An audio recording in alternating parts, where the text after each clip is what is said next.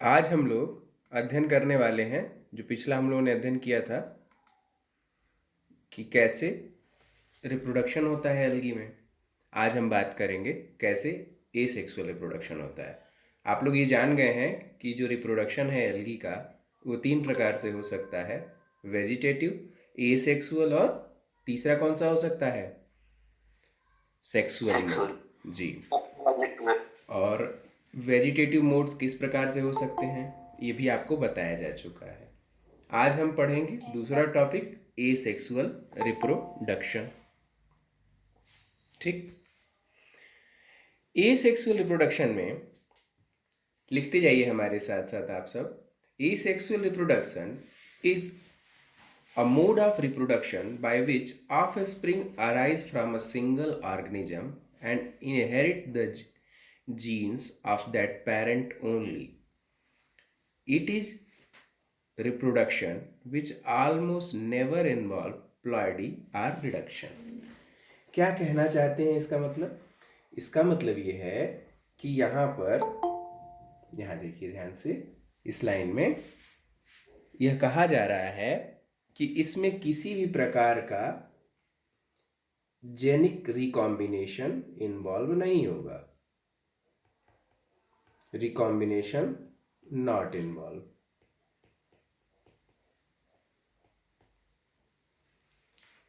क्यों भाई? क्योंकि ये सीधे प्रोटोप्लास्ट के, अगर ये सेल है इसका प्रोटोप्लास्ट बाहर निकाल दिया जाए और प्रोटोप्लास्ट से डायरेक्ट एक न्यू इंडिविजुअल बन जाए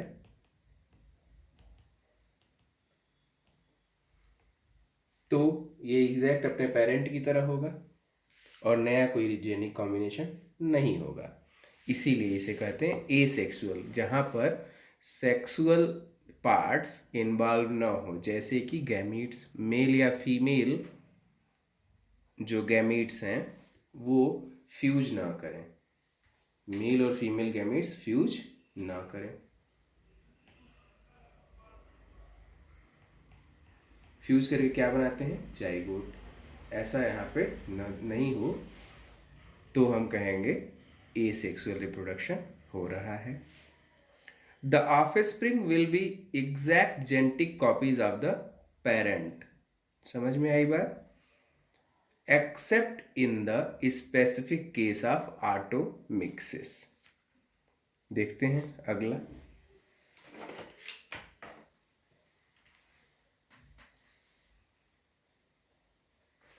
A more stringent definition of agamogenesis, which is reproduction without fusion of gamete। अगर कोई asexual reproduction आपको पूछे कि क्या उसकी डिफिनीशन होगी तो आप बताइएगा agamogenesis which is reproduction without fusion of gametes। Reproduction तो होगा लेकिन विदाउट फ्यूजन ऑफ गैमीट्स होगा। ठीक। गैमीट का फ्यूजन किस में होगा? 3 प्रकार के रिप्रोडक्शन आपको बताए जा चुके हैं, जिसमें से गैमीट का फ्यूजन किस में देखने को मिलता है आप लोगों को? सेक्सुअल रिप्रोडक्शन में। Good. Usually the protoplast of the cell divides into several protoplast.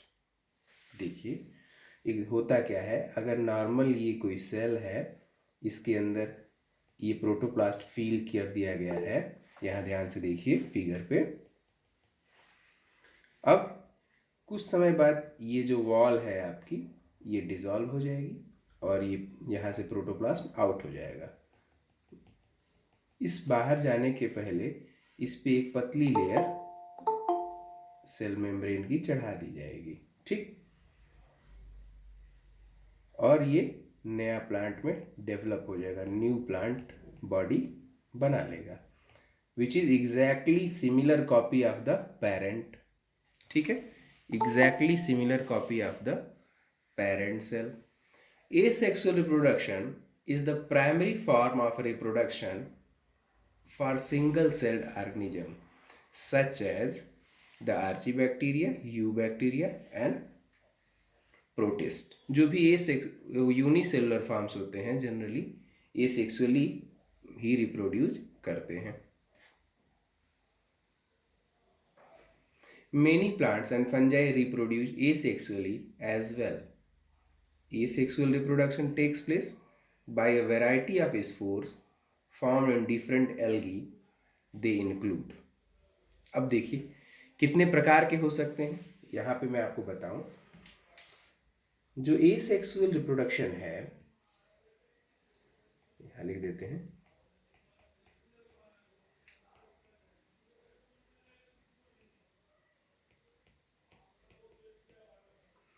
asexual reproduction is of many types.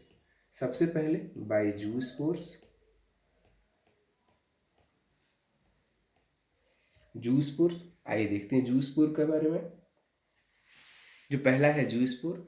Zoospores are form from the certain older cell of the filament. जो पुरानी सेल्स मौजूद होती हैं filament में, उससे होता है। The cytoplasm of the zoospore, या पुरानी ओल्डर सेल्स होती हैं, the cytoplasm divide to form zoospore which are escaped from the mother cell. They are always formed in favourable condition. Zoospores are always motile. देखिए यहाँ आपको एक structure दिखाई दे रहा है बच्चों जूस्पोर्स का, आप यहाँ देख सकेंगे, ये है, ठीक है। फिर ये यहाँ से यहाँ निकले हैं, ये एग्जैक्ट दिखाया गया है माइक्रोस्कोप में, जिस तरह से दिखाई देता है वो फोटोग्राफ है। वास्तव में होता क्या है यहाँ दिखा देते हैं हम आपको। सपोज करिए एक ये एल्गल फिलामेंट है, इसके अंदर प्रोटोप्लाज्म भरा हुआ है। ये कुछ ओल्ड सेल इसलिए मान रहे हैं क्योंकि वो मैच्योर हो गई होगी, अच्छी तरह से रिप्रोडक्शन के लिए तैयार होगी। कुछ दिनों बाद क्या होगा, इसकी जो सेल मेम्ब्रेन है वो एक जगह इकट्ठा होने लगेगी। ठीक, अगले फिगर में देखेंगे हम इसे।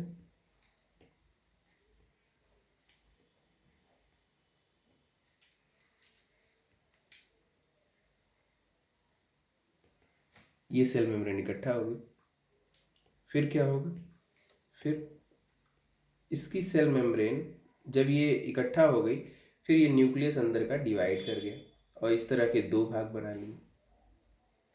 इन्होंने आपस में डिवाइडेशन कर लिया, ठीक है।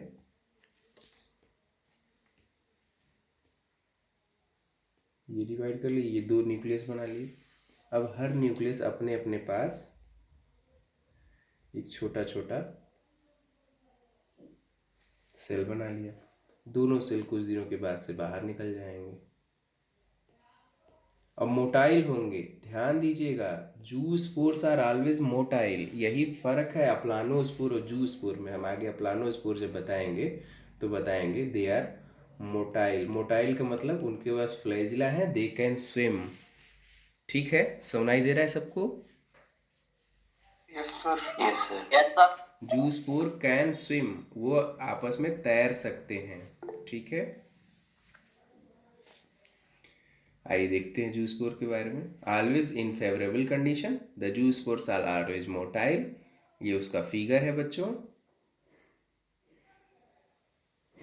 Zoospores are naked protoplasmic body. जैसा कि मैंने आपको बताया कि प्रोटोप्लाज्म जो है यहाँ से ये बाहर निकल जाएगा, इसीलिए दे आर नेकेड है।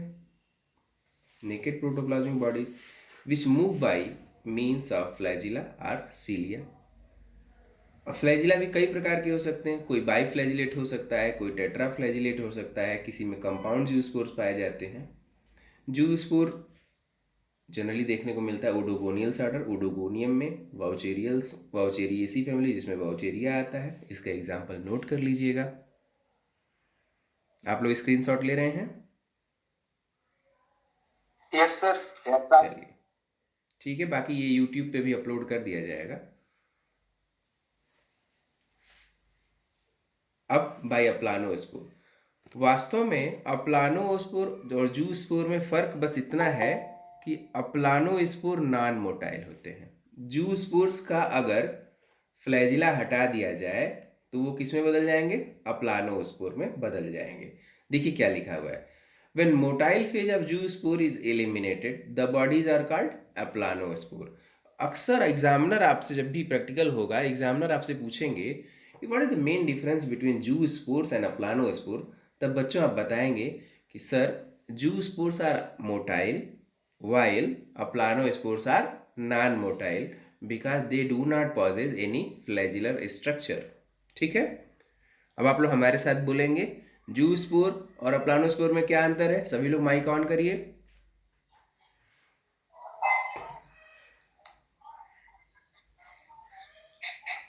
बच्चों जूस्पोर और अप्लानोस्पोर में क्या अंतर है।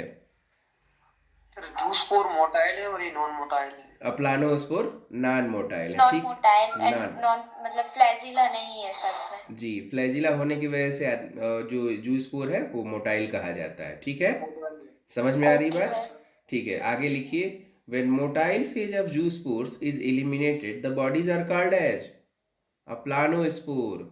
The aplanospore are produced when there is a lack of sufficient water.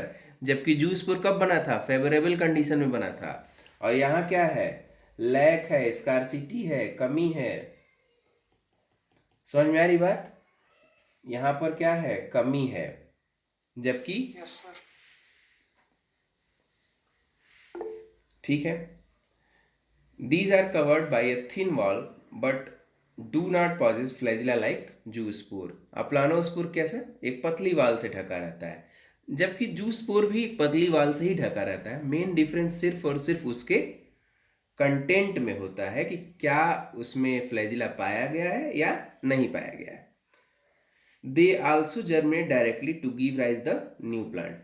वो भी इस तरह से जर्मिनेट होके सीधे निकलेंगे बाहर, जबकि फ्लैजिला इसमें नहीं पाया जाएगा बच्चों, फ्लैजिला नहीं पाया जाएगा, डायरेक्ट जाएंगे और जाके सेटल डाउन हो करके नया प्लांट बॉडी बना देंगे। ठीक है, न्यू प्लांट बॉडी।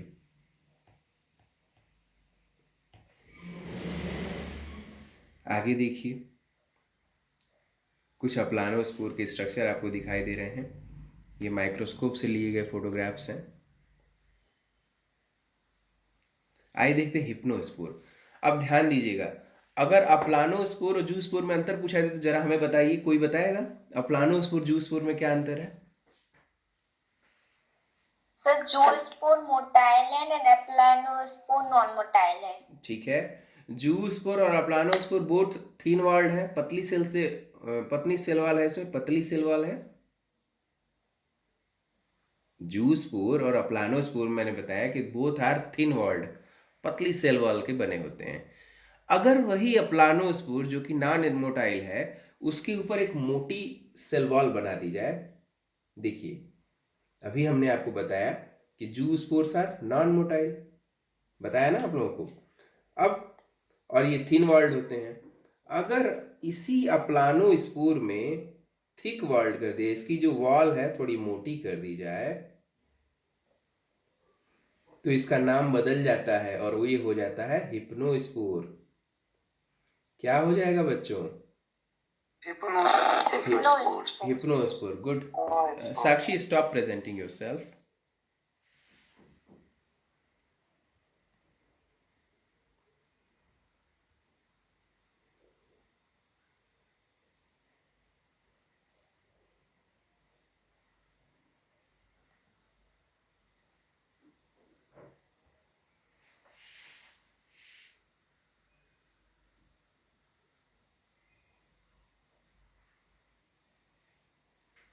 ठीक है, तो अब जूस्पोर, अप्लानोस्पोर और हिप्नोस्पोर में अंतर आपको बताना हो तो कैसे बताएंगे। देखिए, जूस्पोर में मोटाइल सेल्स पाई जाती हैं जो कि थिन वॉल्ड होती हैं। ठीक है,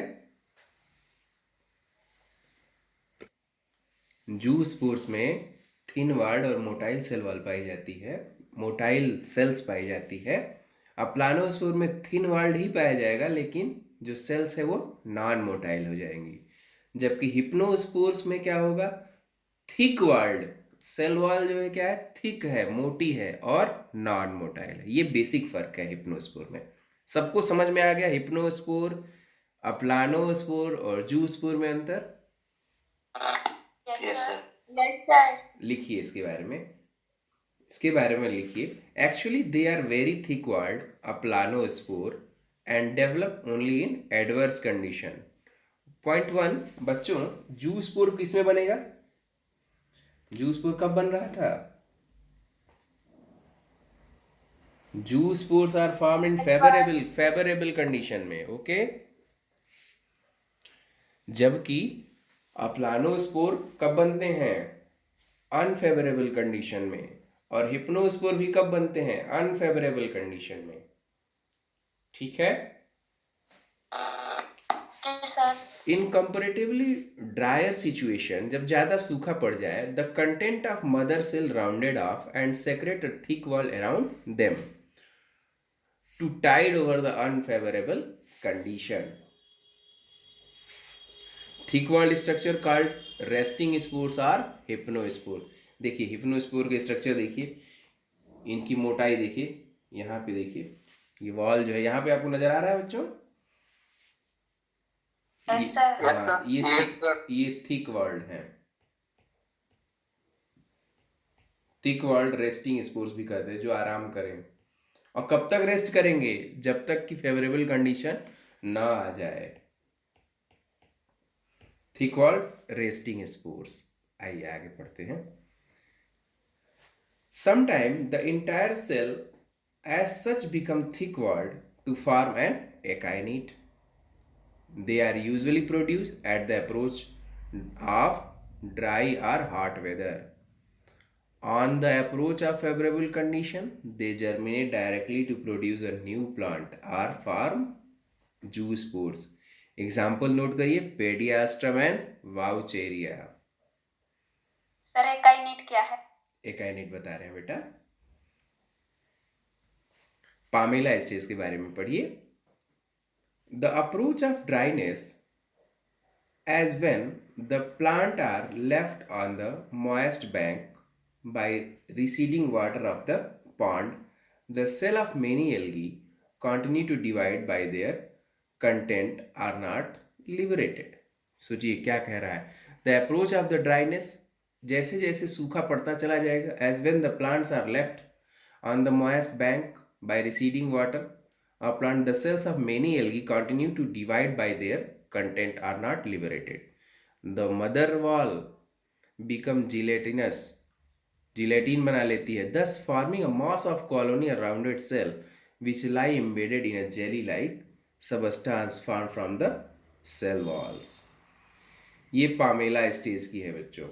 क्या होता है, जो मान लो एक तालाब है, ये यहाँ साफ तालाब के किनारे पत्थरों पे कोई एल्गी उग गई। जब तक पानी भरा रहा तब तक तो ठीक है, जब पानी खत्म हो गया तो रिमेनिंग क्या करेगी, जो प्लांट बॉडी है अपने अंदर जिलेटिन सेक्रेट करेगी आसपास। जिलेटिन हाइग्रोस्कोपिक होता है और वो पानी को एब्जॉर्ब करके रख लेगा लंबे समय तक।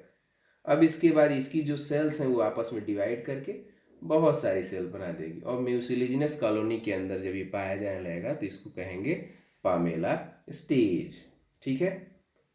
एकाइनीट क्या होता है? एकाइनीट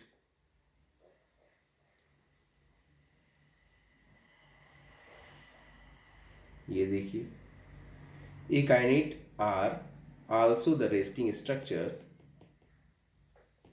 एकाइनीट are also the resting structures which form under the unfavourable condition. जब हम आगे इसका अध्ययन कराएंगे तो इसके बारे में डिटेल स्टडी कराएंगे।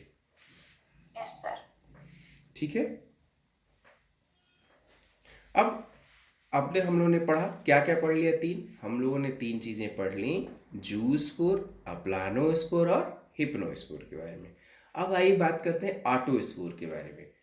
दे are just like aplanospore except that they are smaller in size. अब ध्यान दीजिएगा बच्चों, अभी तक अप्लानोस्पोर क्या था? जूस्पोर मोटाइल होते हैं, अप्लानोस्पोर नॉन मोटाइल और थिन वॉल्ड होते हैं। ऑटोस्पोर अगर वही अप्लानोस्पोर को छोटी साइज का कर दिया जाए या छोटी साइज के हो जाए, बहुत छोटी साइज के हो जाए, तो उसे हम कहेंगे autospore. They resemble in shape of mother cell except in size. एकदम मदर सेल के जैसे ही होंगे लेकिन साइज में थोड़े छोटे हो जाएंगे। अच्छा, आप लोगों ने देखा है कुछ कारों के जो खिलौने आते हैं, कार वाले खिलौने देखे हैं जो छोटे बच्चे, Sir, तो बड़ी बड़ी लैम्बोर्गिनी और तमाम गाड़ियों के मिनिएचर फॉर्म छोटे से होते हैं, एग्जैक्ट सेम ही होते हैं, देखने में भी वैसे ही लगते हैं जैसे कि लैम्बोर्गिनी और बड़ी बड़ी गाड़ियां होती हैं अगर उनके मिनिएचर हैं तो उसी प्रकार से यह भी होते हैं। पेरेंट सेल वाल के बिल्कुल पेरेंट सेल के शेप के ही होंगे, बस साइज में छोटे हो जाएंगे। Each autospore give rise to new plants, such autospores are reported from many chlorococcales. इसका बड़ा फेमस एग्जाम्पल है स्कैंडेस्मस। बच्चों ये एग्जाम्पल याद रखिएगा, ऑटोस्पोर का बहुत फेमस एग्जाम्पल है स्कैंडेस्मस। इसके फोटोग्राफ है।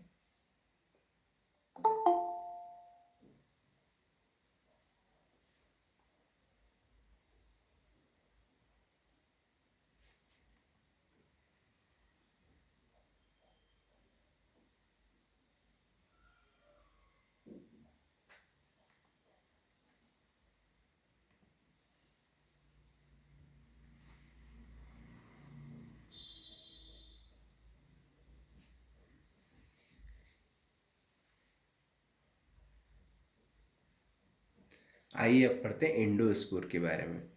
इंडोस्पोर पढ़ने से पहले आप लोगों को किसी प्रेग्नेंट लेडी को देखा है आप लोगों ने?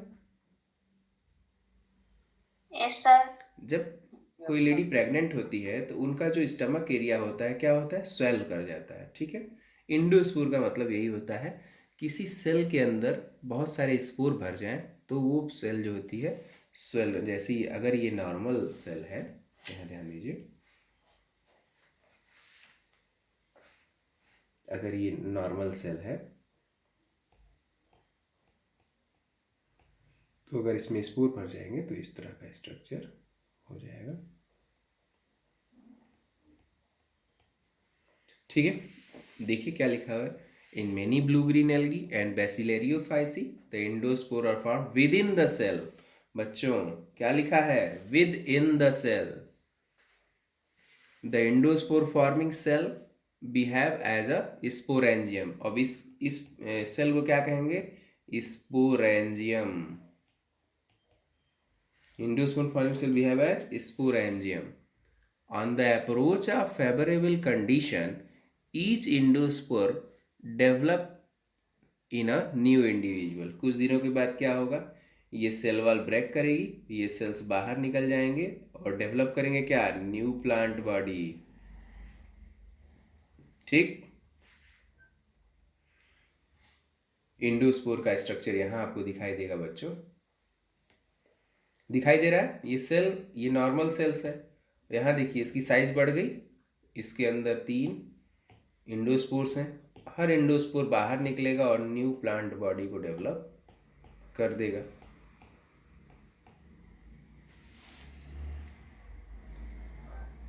सिस्ट के बारे में आइए पढ़ते हैं। अगला होगा 7वां cyst. These are thick walled spore formed during the unfavorable condition or even when wood supply is abundant. During their formation, as in Vaucheria, the thallus become many septate and each chamber thus form produce a thick walled cyst. Structure दिखाएं बच्चों, आप लोगों को structure समझ जाएंगे आप लोग। जब बहुत ज़्यादा खाना हो जाता है तो हम लोग क्या, बहुत ज़्यादा पैसा हो जाता है तो क्या करते हैं, कुछ हद तक हम लोग जमा करने लगते हैं भविष्य के लिए। उसी तरह से सिस्ट का ही फॉर्मेशन होता है। जब एबंडेंट मात्रा में फूड मिलने लगे तो भविष्य के लिए, ड्रॉट कंडीशन के लिए वाउचेरिया के स्केल में इकट्ठा होना शुरू करेगा। इन्होंने इकट्ठा कर लिया बहुत सारा, देखिए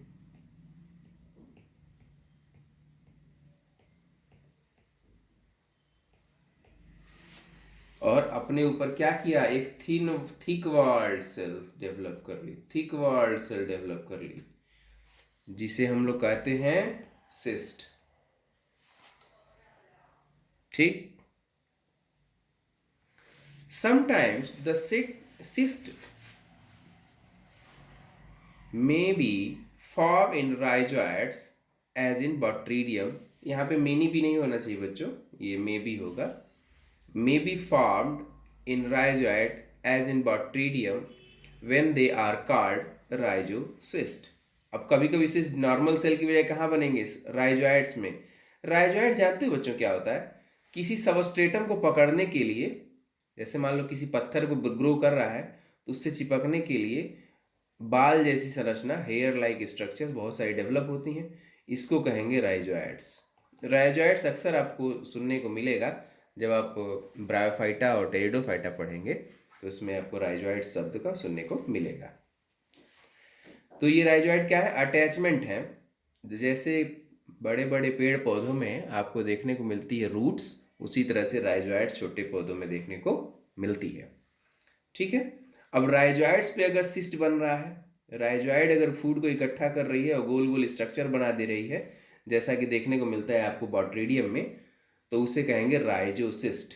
क्या बोलेंगे? राइजोसिस्ट। Sometime a cyst may divide further to form a number of microcyst. अब माइक्रोसिस्ट बनाएंगे और वो क्या करेगी? नया सेल बना देगी या न्यू प्लांट बॉडी बना देगी। अब बात करते हैं हम लोग आज तीसरे और इम्पॉर्टेंट टॉपिक सेक्सुअल रिप्रोडक्शन के बारे में। सेक्सुअल रिप्रोडक्शन क्यों हुआ भाई? क्यों डेवलप किया गया और इसको क्यों अब तक जारी रखा गया है? तो प्रश्न है, why sexual reproduction developed and why it is maintained. इसका जवाब दिया जाए। एक दिन हम लोगों ने इस पर चर्चा की थी ना, क्यों सेक्सुअल रिप्रोडक्शन बना, ए सेक्सुअल वेजिटेटिव रिप्रोडक्शन क्यों धीरे धीरे समाप्त होते गए, चर्चा किया गया था ना इस पर। Yes sir. और भी लोग अवेलेबल थे कि नहीं थे?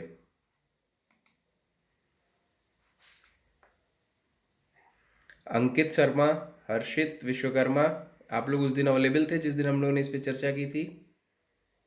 Yes sir. अच्छा, चलिए आज देखिए उसका जवाब लिख दिया गया है यहाँ पर।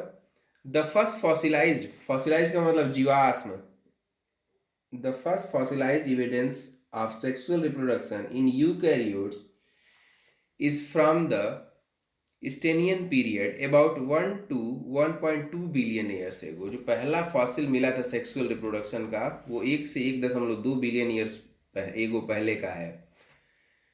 These reasons include finding the accumulation of deleterious mutations, increasing rate of adaptation to change environment, dealing with competition or as an adaptation for repairing DNA damage and masking deleterious mutation। हम लोग उसी दिन इस पर चर्चा कर चुके थे कि सेक्सुअल रिप्रोडक्शन के द्वारा नए नए कॉम्बिनेशंस, नए नए कैरेक्टर्स उत्पन्न होते हैं प्रोजनी में। अगर ए सेक्सुअल रहेगा तो क्या होगा? वो पेरेंट के एकदम एग्जैक्ट सेम होगा पेरेंट के। वेजिटेटिव रिप्रोडक्शन में पेरेंट के समान होगा। अगर सभी लोग एक जैसे ही होते तो कोई भी पैथोजन आएगा सबको पहचान जाएगा एक साथ ही, और सभी लोग एक साथ मर जाएंगे। ऐसा न हो इसके लिए क्या किया गया? इसके लिए किया गया सेक्सुअल रिप्रोडक्शन। सेक्सुअल रिप्रोडक्शन की वजह से नए नए कॉम्बिनेशन बनेंगे। जो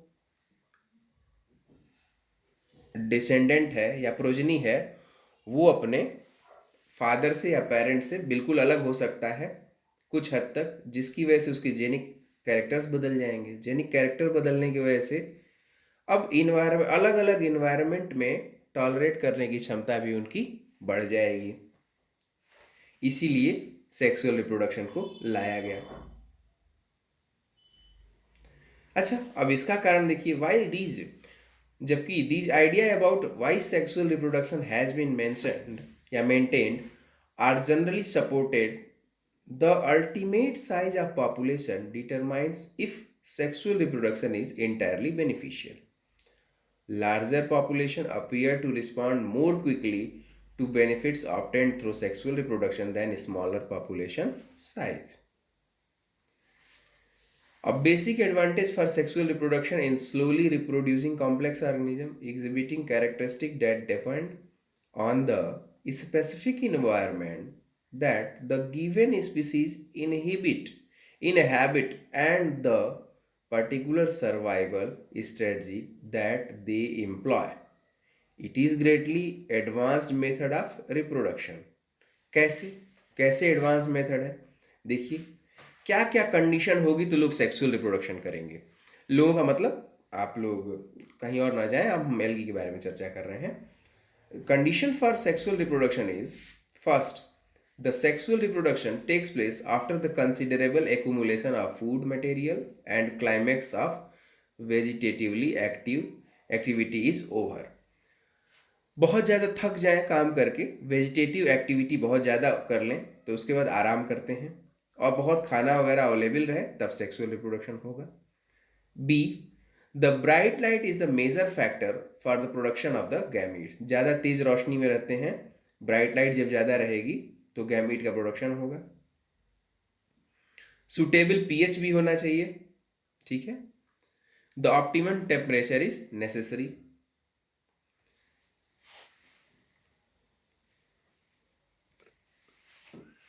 Sexual reproduction are three main types: isogamy, heterogamy, aplanoगamy और conjugation। आइसोगैमी का मतलब जैसा कि नाम बताता है, आइसो का मतलब समान, एक जैसा गैमीट होंगे। The fusion of similar motile gametes, यहां देखिए बच्चों लिखा है the fusion of similar motile gametes is found in many species.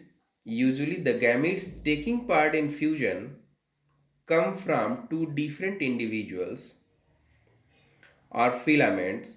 Sometimes these gametes come from two different cells of the same filament। क्या कह रहा है बच्चों? Usually the gamete taking part in fusion come from the two different individual. या तो एक ये individual हो, एक ये इंडिविजुअल, यहाँ से गैमेट बन के आए, यहाँ से गैमेट बन के आए, या फिर एक ही सेल में डिफरेंट टाइप के गैमेट्स बन जाए और आपस में आकर के फ्यूज कर जाए। दो चीज़ें हो सकती हैं। They can not be classified as male और फीमेल, ठीक है। उसमें कोई ये पता नहीं चल पाएगा कौन सा मेल है कौन सा फीमेल है। इंस्टीड, इसके बजाय, organism undergoing isogamy are said to have different mating types, most commonly noted as plus और माइनस स्ट्रेन। आइसोगेमी का फिगर देख लीजिए बच्चों, स्क्रीनशॉट ले लिया आप लोगों ने? Yes sir. बहुत स्क्रीनशॉट के लिए परेशान ना होइएगा, जो मैं पढ़ा रहा हूँ ये यूट्यूब पे भी चला जाएगा, तो आप लोग इत्मीनान से वहाँ से बना लीजिएगा। अभी समझ लीजिए चीज़ों को। देखिए, अब यहाँ पे देखिए, दोनों में कोई फर्क, अगर हम प्लस और माइनस को हटा दें तो देखने से कोई फर्क नहीं पता चलेगा कि कौन सा मेल है कौन सा फीमेल है। इस तरह का जब कंडीशन पाया जाए तो उसे हम कहेंगे आइसोगैमी। इसका मतलब क्या हुआ? आइसो का मतलब होता है समान, एक जैसे, और गैमिट का मतलब होता है फ्यूजन। इन दोनों में कोई अंतर है ही नहीं, और लेकिन फ्यूजन हो रहा है। प्लस और माइनस स्ट्रेन देखने को इसमें मिल जाते हैं। लिखिए, although in some species they are more than two mating types, fertilization occurs when gametes of two different mating type fuse. जब ये दोनों आपस में फ्यूज करेंगे तो क्या होगा? जाइगोट बनेगा, जाइगोट बनेगा। आई बात करते हैं हेटेरोगैमी।